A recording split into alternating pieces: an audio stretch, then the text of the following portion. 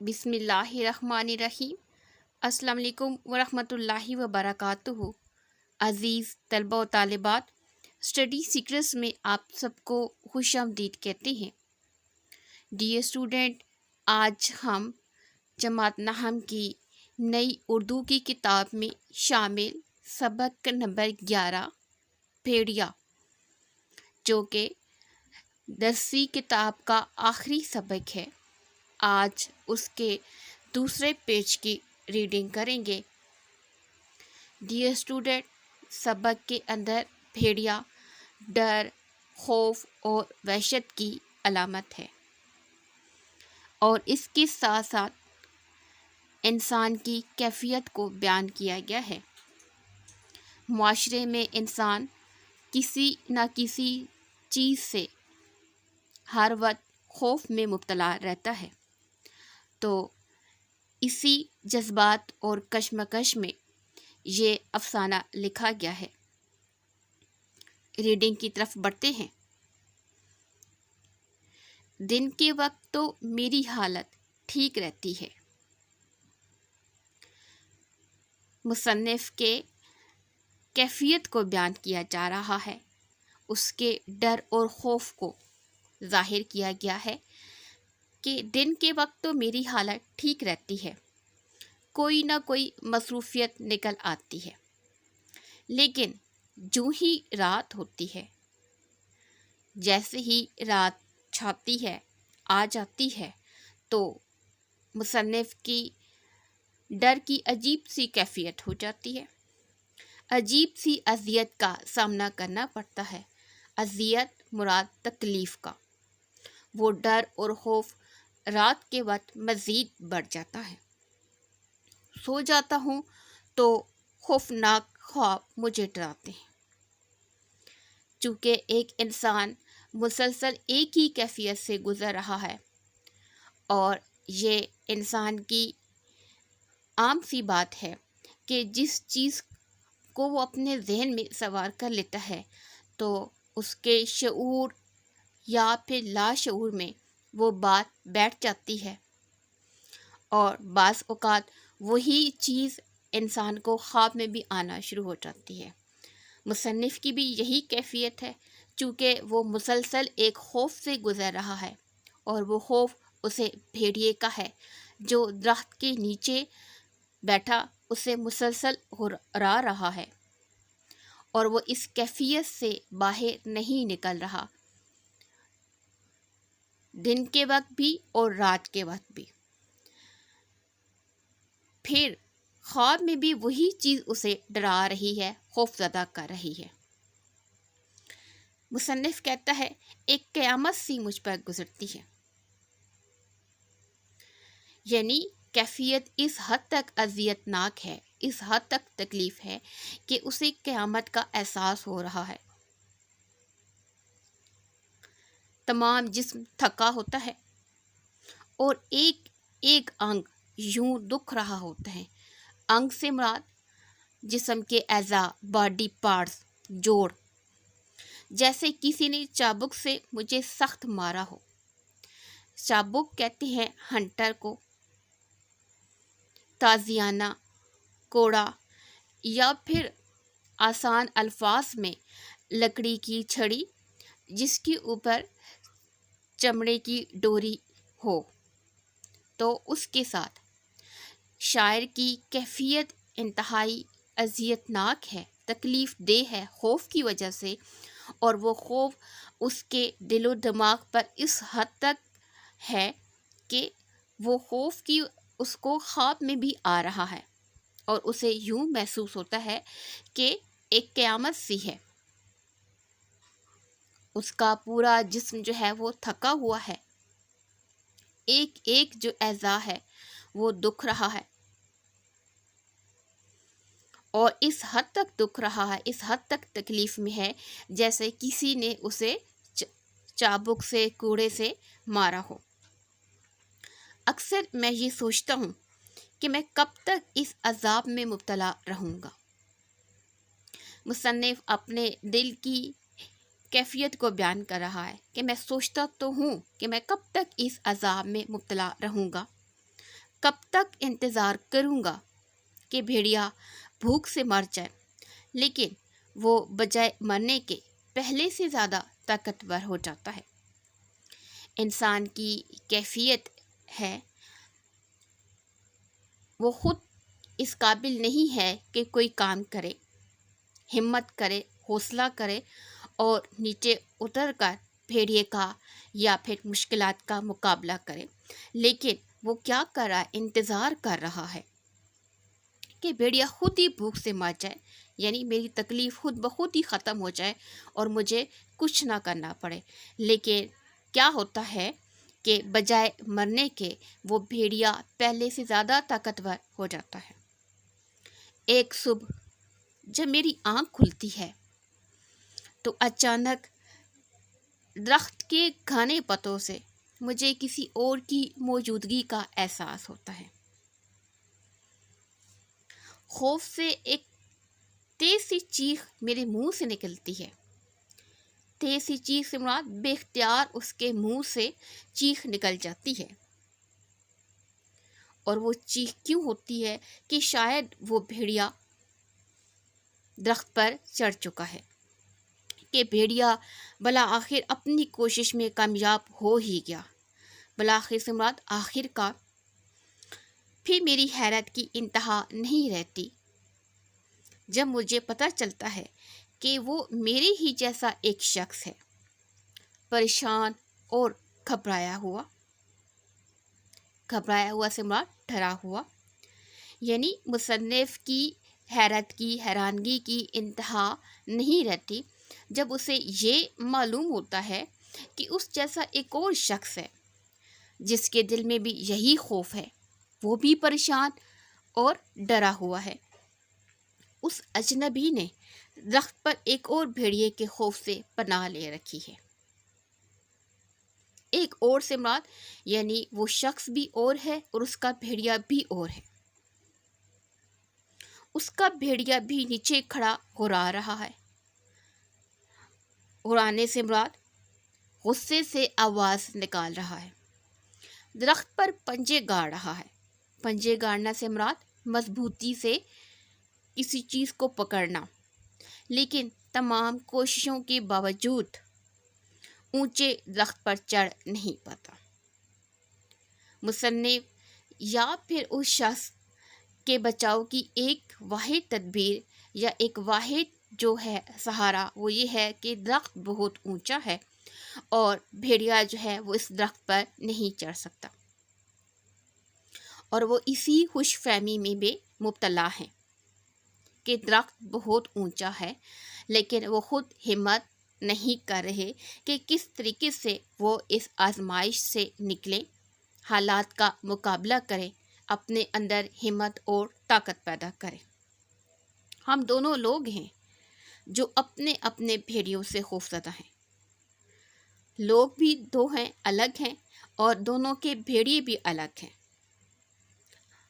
यानी दोनों की सोच अलग है या फिर दोनों का नज़रिया अलग है, जिसकी वजह से दोनों के भेड़िए भी अलग हैं। यानी दोनों लोगों को मुख्तलिफ़ किस्म का खौफ जो है वो मुख्तलिफ़ किस्म के खौफ में मुब्तला हैं। दोनों एक दूसरे को अपना खौफ नहीं बता रहे। दोनों की परेशानियां अलग हैं। बावजूद ये कि दरख्त में हमारे लिए हर तरह की आसाइशें मौजूद हैं, इसके बावजूद जहां हम रह रहे हैं, जिस दरख्त पर हमारा ठिकाना है, उस पर हर तरह की आसाइशें यानी आराम या सहूलतें मौजूद हैं, लेकिन हम इन आसाइशों से खुश नहीं। जबर और उकताहट का एहसास रोज़ बरोज़ हमें खाए जा रहा है। जबर कहते हैं मजबूरी या ज़बरदस्ती, और उकताहट कहते हैं नागवारी का एहसास दिन ब दिन बढ़ता जा रहा है। अब तो हमें रात को नींद भी नहीं आती। जो ही आँख लगती है, भेड़िए का खौफनाक चेहरा हमें दोबारा जगा देता है। एक एहसास है, एक ख्याल है, और इस ख्याल में वो सुबह से शाम, रात से दिन उसी ख्याल के अंदर मौजूद है اور یہی خیال ان کے شعور اور لاشعور میں اس حد تک سرایت کر چکا ہے کہ وہ خواب میں بھی وہی چیز، وہی خوف انہیں گھیرے ہوئے ہے۔ کم وقت اب ہمارے خوابوں میں بھی گھس گیا ہے، وہ ہمیں یہاں سکون سے رہنے نہیں دیتا۔ ہم دونوں کے بھیڑیے اکثر اپنی جگہ خاموش بیٹھے رہتے ہیں، لیکن کبھی کبھی ان دونوں پر ایسا جنون سوار ہو جاتا ہے، جنون مراد پاگل پن کی انتہا، کہ وہ درخت پر حملہ کر دیتے ہیں۔ کبھی کبھی تو وہ دونوں خاموش بیٹھے رہتے ہیں، ہماری ہمت کو دیکھ کر، ہماری خاموشی کو دیکھ کر، ہماری سستی یا کاہلی کو دیکھ کر، لیکن کبھی کبھی ان پر خود جنون طاری ہو جاتا ہے اور وہ اپنے پاگل پن کو ظاہر کرتے ہیں، درخت پر حملہ کرتے ہیں، ہمیں اکساتے ہیں کہ ہم جو ہے اپنے اس نظام کے خلاف جو ہے وہ آواز بلند کریں، لیکن ہم جو ہیں وہ بے حس و حرکت بیٹھے ہوئے ہیں، اپنی طرف سے کوئی کوشش نہیں کر رہے۔ اس کے موٹے تنے پر دانت اور پنجے گاڑ دیتے ہیں، درخت کے تنے پر غصے سے ہمیں عمل پر اکساتے ہیں، ہمیں حرکت دینے کی کوشش کرتے ہیں، اور اس وقت خوفناک سی گھبراہٹ ہوتی ہے ان کے اس عمل سے۔ جب وہ درخت پر پنجے گاڑ رہے ہوتے ہیں، وہ غصے سے آوازیں بھی نکال رہے ہوتے ہیں۔ دونوں کے بھیڑیوں کا یہ اچانک کا باولا پن ہمیں مزید ڈرا دیتا ہے، یعنی دونوں بھیڑیوں جب درخت کی طرف بڑھتے ہیں، غراتے ہیں، تو ان کا یہ پاگل پن، ان کی یہ دیوانگی ہمیں مزید خوفزدہ کر دیتی ہے۔ لیکن ایک بات یہ ہے کہ ہم دونوں کے بھیڑیوں کا تعلق اپنے اپنے آدمی سے ہے، یعنی دونوں کا جو مکتبہ فکر ہے وہ الگ الگ ہے۔ دونوں بھیڑیے دونوں لوگوں سے تعلق رکھتے ہیں، اور وہ دو مختلف شعبوں سے یا مختلف کیٹیگری سے یا مختلف مسائل سے تعلق رکھتے ہیں، اس لیے دونوں کا ایک دوسرے سے کوئی تعلق نہیں۔ میرے ساتھی کا بھیڑیا مجھ سے کوئی تعلق نہیں رکھتا اور میرا بھیڑیا اس سے۔ یہ مصنف جو ہے بھیڑیے کے ذریعے سے ایک پیغام دے رہا ہے کہ میرے بھیڑیے کا مجھ سے کوئی تعلق نہیں، اور اس کے بھیڑیے کا اور میرے بھیڑیے کا اس سے۔ خاص بات یہ ہے کہ دونوں بھیڑیے بھی ایک دوسرے سے لا تعلق رہتے ہیں، کہ دونوں بھیڑیے جو ہیں جو درخت کے نیچے ہیں وہ بھی ایک دوسرے سے لا تعلق ہے، اور ہم اس بات سے حیران ہوتے ہیں۔ ایک دن کافی سوچ بچار کے بعد، سوچ بچار سے مراد غور و فکر کے بعد، ہم دونوں یہ فیصلہ کرتے ہیں کہ ہم دونوں نیچے اتریں گے اور اپنے اپنے بھیڑیے سے مقابلہ کریں گے۔ جو بھی ہوگا دیکھا جائے گا، ورنہ یہ عذاب کی زندگی ہم کب تک گزاریں گے۔ تب ہم دونوں آنکھیں بند کر کے نیچے کودنے کا ارادہ کرتے ہیں۔ میرا ساتھی تو کود جاتا ہے، مگر میں اپنی بزدلی کے باعث ایسا نہیں کر پاتا اور اپنی جگہ بیٹھا رہ جاتا ہوں۔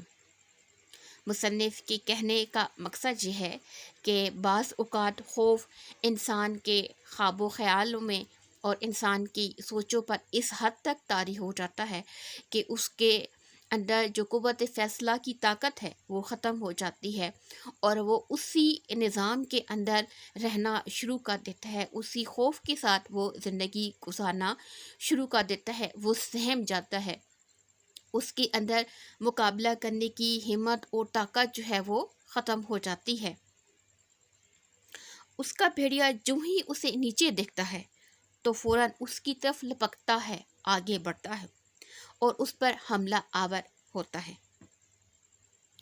مصنف خود دیکھ رہا ہے کہ اس کا جو دوسرا دوست ہے یا دوسرا ساتھی ہے وہ ہمت کر کے جو ہے وہ نیچے اترتا ہے، اور پھر کیا دیکھتا ہے، خوفناک منظر ہوتا ہے کہ اس کا بھیڑیا جو ہے اس پر حملہ آور ہو جاتا ہے۔ میرا بھیڑیا بھی خبردار ہو جاتا ہے۔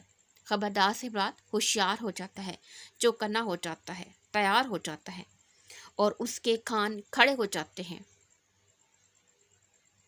ایکٹیو ہو جاتا ہے کہ شاید میرا جو آدمی ہے درخت پر بیٹھا ہے اس کے اندر بھی اتنی ہمت اور طاقت پیدا ہو گئی ہے کہ وہ بھی درخت سے نیچے اتر کر مجھ پر حملہ کر سکتا ہے۔ لیکن جب میں نہیں اترتا تو وہ غصے سے آگ بگولا ہو جاتا ہے، سخت غصے میں آتا ہے۔